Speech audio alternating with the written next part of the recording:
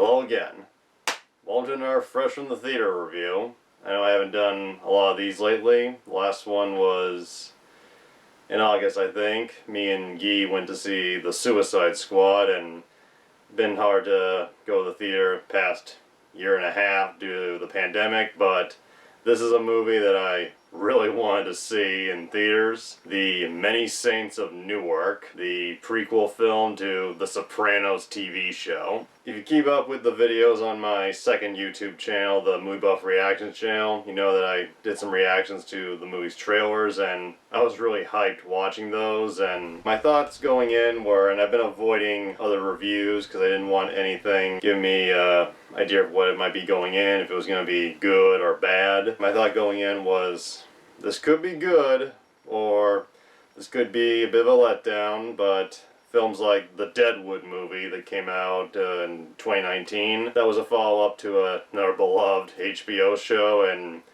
that was a great film. I loved that movie, and now I've seen The Many Saints of Newark, I can say that I really enjoyed it. It was definitely different, and when I was watching the trailers, one of the things that I was wondering was, were the trailers giving a misleading impression of what the movies would be? Because everything I'd heard about it before going in was that the story would be about Dickie Moltisanti, the father of Christopher Moltisanti from the TV show, and the first trailer put a lot of emphasis on Tony Soprano as a young man. The second trailer showed a bit more of Dickie, and now I've seen it, I can say that Dickie Moltisanti, he is the main character, and he's played excellently by, I had to write his name down because it's hard to pronounce, Alessandro Nivola. He does I'm not familiar with this actor, but he does a great job playing Dickie Moltisanti, this character who we'd only heard about on the TV show. And just full disclosure, I've seen every episode of The Sopranos, binged it over the past 2 years, and he was often described as being Tony Soprano's mentor when he was a young man coming up. And we get to see a lot of that here, and the main premise of the story, I guess, I mean, the story's a little, I wouldn't say all over the place, but there's a lot going on. It is Dickie's story, and we see him at the beginning greeting his father, named Hollywood Dick Moltisanti, played by Ray Liotta, which is just cool to see. And he greets him. He comes home with a new young wife who's pretty much Dickie's age. And shortly after that, we see the 1967 race riots in Newark, which sets a big tone for the rest of the film, highlighting the tensions between the mafia, the Italian Americans, and the African American communities. And a big thing that was not highlighted in the trailers, which it was a pleasant surprise, Leslie Odom Jr. is the second billed actor for the film, playing a guy named Harold McBrayer, who in the beginning of the story is Dickie's, he's like one of his runners, as he calls them. They seem to be friends. There's an obvious racial tension, like the mafia, they'll work with non-Italians, but they still look down on them. And when the race riots happen, Harold has to go into hiding, and he comes back years later, and while he's away with all the race riots, civil rights, the Black Power movement, he decides to start his own crime syndicate. And he mentions, and we even see him at one point, he mentions that he's going to work with Frank Lucas, who many might know from the movie American Gangster, real life crime figure. And it's interesting, I don't think I've ever seen a real life crime figure portrayed in the Sopranos universe. They're working together, and meanwhile Dickie is rising up in the DeMeo crime family, and Tony's father, they portray, goes to prison for a few years, and Dickie's kind of the father figure he has in the meantime. And from there, things just keep boiling up before leading to a pretty dark conclusion. And the film was a lot of fun.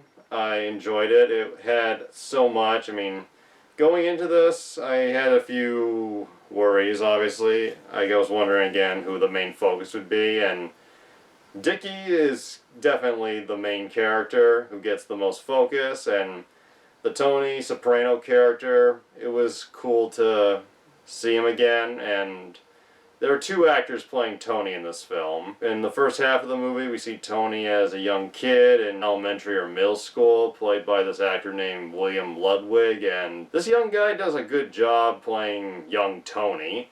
And then we see him as a teenager in the 1970s, played by, and this is what everybody's been really looking forward to see, Michael Gandolfini, son of the late great James Gandolfini, plays the teenage Tony. And I remember thinking when I saw the trailers that his voice was a little high-pitched, but he's young, so you can kind of excuse that. But he had like the facial movements, the body language of his father down pretty well, and I think Michael Gandolfini did a great job. Like, you see some of Tony, and he mentioned this in an interview promoting the film, he doesn't play him exactly like his father because he's younger, so he's not going to have all that shit down just yet. But yeah, he comes off like a young Tony, not just from the way he looks, but the way he acts. Like, he's young, not as experienced in the mafia, and he's at that point where he still kind of has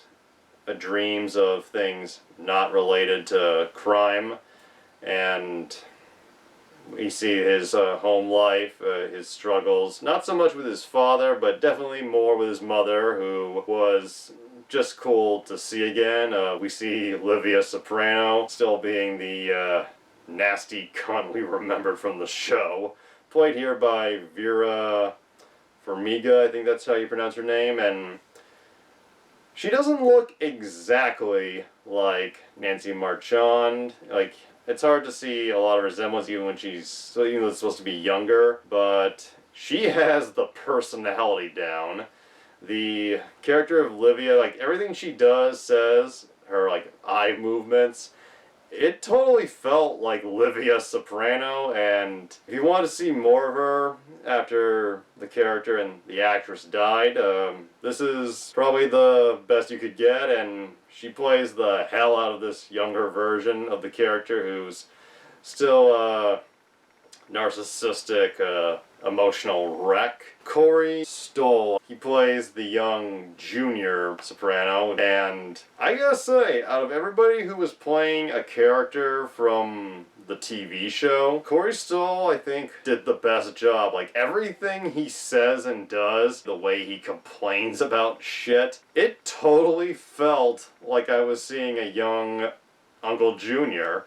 I think he was the standout performance, just for me, and John Bernthal as Tony's father, Johnny Boy Soprano, there wasn't a lot of him in this, but he did it well. It's not exactly the same as the guy from the show, but, I mean, they couldn't get him. He was much older, and now he's dead. But John Bernthal, I thought, was cool. I mean, I've liked him in a lot of stuff. I loved him as the Punisher, and he's a good, tough, intimidating character. Other roles in the film, like I mentioned, Ray Liotta plays Dickie Moltisante's father. He did a good job playing kind of a, like, the father is an over-the-top, obnoxious piece of shit, and I didn't know this till right before the movie came out. Ray Liotta actually plays two characters in the film. He plays Dickie's father, as well as his twin brother, Dickie's uncle, Sally Moltisanti, who is in prison, and I saw this in the trailer, and at first I just thought it was the same character at different stages in his life, but yeah, he plays two roles, and I thought Ray Liotta was very believable as these two different but still pretty cold-blooded gangsters. One on the outside who has free reign to do whatever the fuck he wants, and one who's stuck in prison for life, and seems like he's accepted where he is, and while he doesn't have a lot to do or to offer, he does give a little advice to Dickie. And the things in this movie that I really liked were the relationships portrayed. The ones that Dickie has with his uncle was interesting. It's not a close relationship. It's unclear just how invested Sally is in his nephew, but he does seem to have a little bit of wisdom to give at times. And the relationship, particularly the relationship between Dickie and Tony, that was one of the strongest parts of the film. Like, not just with Michael Gandolfini. The scenes with the younger version of Tony were very well done. They really established how close they were. And we get this one scene that could have been really fucking stupid, but they make it work in a way where it seems genuine, where he and Tony do a pinky swear kind of as a joke. And then it comes back later near the end, and honestly, what could be the most powerful scene in the film. And the relationship between Tony and his mother, like I said, we see a lot of that again, and at this point it's not as bad as it would be in the early seasons of the TV show.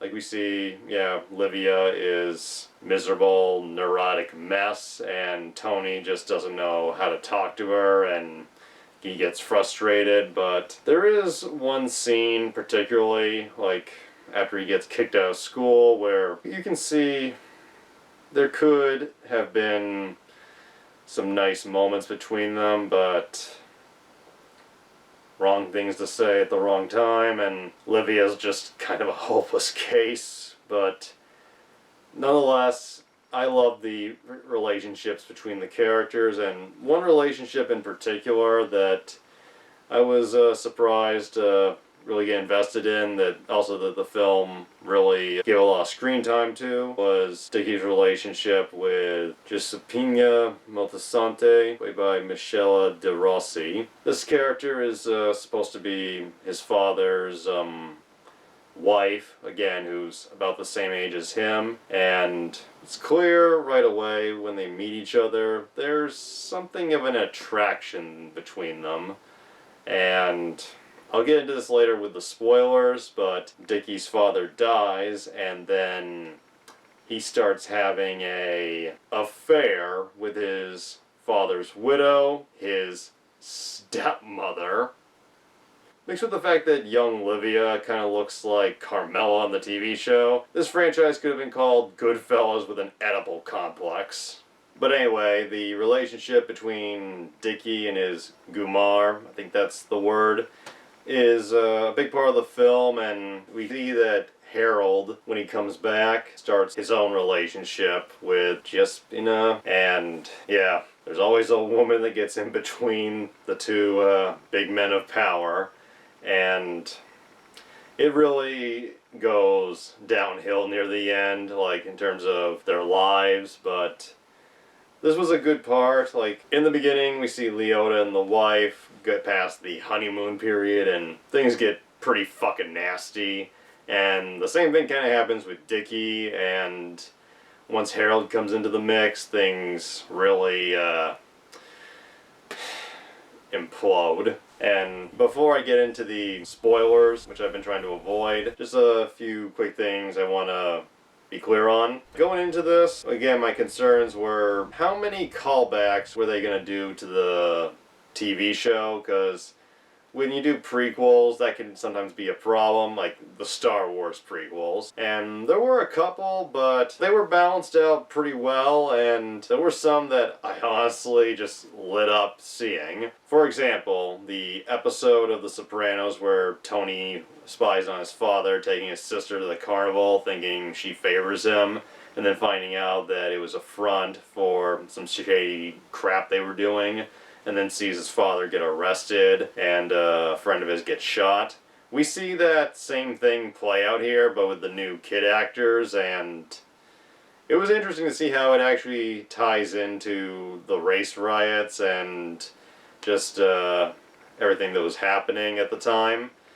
And in the last season, the adult Janice, Tony's sister, she talked about a time where her father shot a bullet through their mother's beehive hairdo, and we actually see that here, and it's just as shocking and darkly funny as you'd imagine it was based on how it was described on the show. And there were a bunch of small appearances by characters who were big supporting characters on the show. We had Polly, Silvio, Big Pussy, and they were pretty brief, but it was nice to see them. Silvio and Polly got a bit more screen time than Big Puss, and we see Big Pussy's father, played by Joey Diaz, and he looks so much like Vincent Pastore that I totally buy him as Big Pussy's father.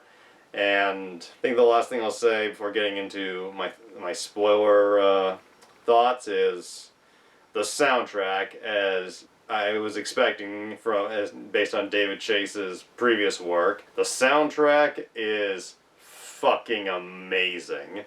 Being in the 60s and 70s, there are so many classic songs played throughout the film, and I can't name all of them right now, but a nice surprise I had was a scene where in the background I could hear "Didn't I Blow Your Mind" from the Delphonics. I love Jackie Brown's one of my favorite movies, so hearing that song in another film was just fucking cool. And the song that plays over the end credits, "Send Me Angels," I thought was a powerful, beautiful song to end the Many Saints of Newark. And if anyone wonders, does "Woke Up This Morning" play? Oh, it does. The placement of it was just perfect, and again, the ending I thought was extremely powerful. The final few moments, and that song just put me over the edge. And that's pretty much all my non-spoiler thoughts, so if you don't want the movie spoiled before you go to see it, then stop here, go check it out, and if you're interested, come back. And that's all I have to say in this section, so here we go.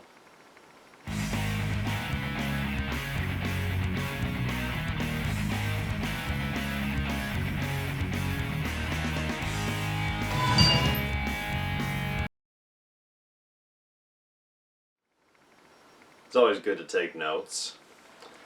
As far as the spoiler stuff goes, the first one actually happens relatively early in the film, but I definitely think it was worth saving till later.